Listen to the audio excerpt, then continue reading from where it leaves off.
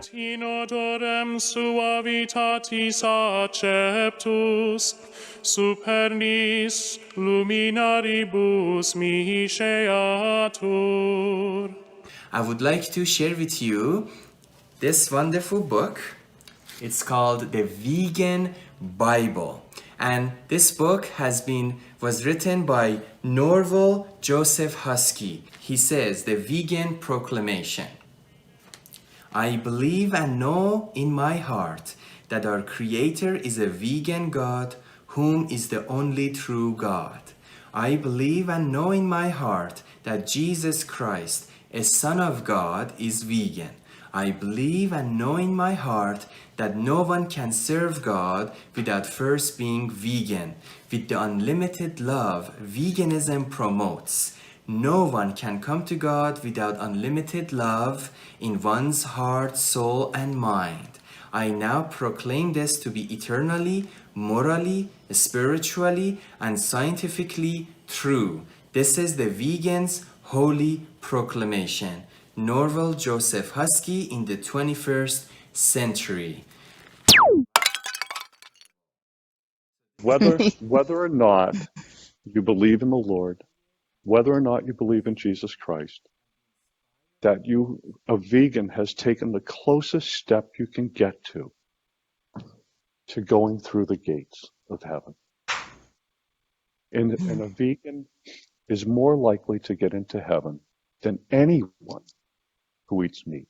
Because if you eat meat, that door's closed.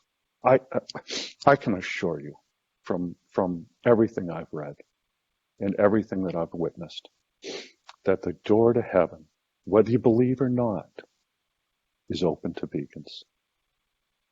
And I pray for their souls every day. And whether or not they believe, you do not have to believe in God. You just have to live a life of veganism. My target audience is the 2.2 billion Christians that follow the Vatican. And the shame of it is that organized religion surely knows that with animal flesh in your body, you block the connection to God. The Gospel according to St. Matthew, chapter 15. And he called the multitude, and said unto them, Hear and understand. Not that which goeth into the mouth defileth a man, but that which cometh out of the mouth, this defileth a man. Now the reason why churches endorse the consumption of flesh is they know the Holy Spirit will not come into your soul when there's a dead body in it. And because of that, they stay relevant. The Gospel according to St. Luke, chapter 22. Now the feast of unleavened bread drew nigh, which is called the Passover. And the chief priests and scribes sought how they might kill him, for they feared the people. Then entered Satan into Judas, surnamed Iscariot, being of the number of the 12, and he went his way and communed with the chief priests and captains how he might betray him unto them. And they were glad, and covenanted to give him money. And he promised, and sought opportunity to betray him unto them in the absence of the multitude. Then came the day of unleavened bread, when the Passover must be killed. And he sent Peter and John, saying, Go and prepare us the Passover, that we may eat. At 50 years old, if you use the math, I'm responsible for 5,000 deaths. How is it that I can face God one day?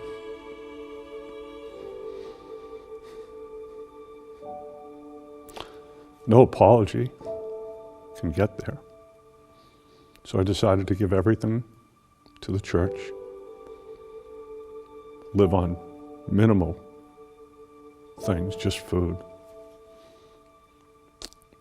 because I need 5,000 lifetimes to make up for the 5,000 animals that died for me to eat them. I can't create life. So the best I can do is give my life in the service of God. Most people that hear Jonathan Edwards' sermons shut them off because they're full of hell and damnation. But it gives me great solace to read his works and know that those who refuse to convert to veganism and close the door to it without any caring or compassion, that there's a place in hell for them. The second book of Moses, called Exodus. Chapter 12. And the Lord spake unto Moses and Aaron in the land of Egypt, saying, This month shall be unto you the beginning of months. It shall be the first month of the year to you. Speak ye unto all the congregation of Israel, saying, In the 10th day of this month they shall take to them every man a lamb, according to the house of their fathers, a lamb for an house. And if the household be too little for the lamb, let him and his neighbor next unto his house take it according to the number of the souls. Every man according to his eating shall make your count for the lamb. Your lamb shall be without blemish, a male of the first year. Ye shall take it out from the sheep or from the goats. And ye shall keep it up until the 14th day of the same month. And the whole assembly of the congregation of Israel shall kill it in the evening. And they shall take of the blood, and strike it on the 2 side posts, and on the upper doorpost of the houses wherein they shall eat it. And they shall eat the flesh in that night, roast with fire, and unleavened bread, and with bitter herbs they shall eat it. Now the sojourning of the children of Israel who dwelt in Egypt was 430 years. And it came to pass at the end of the 430 years, even the selfsame day it came to pass, that all the hosts of the Lord went out from the land of Egypt. It is a night to be much observed unto the Lord, for bringing them out from the land of Egypt. This is that night of the Lord, to be observed of all the children of Israel in their generations.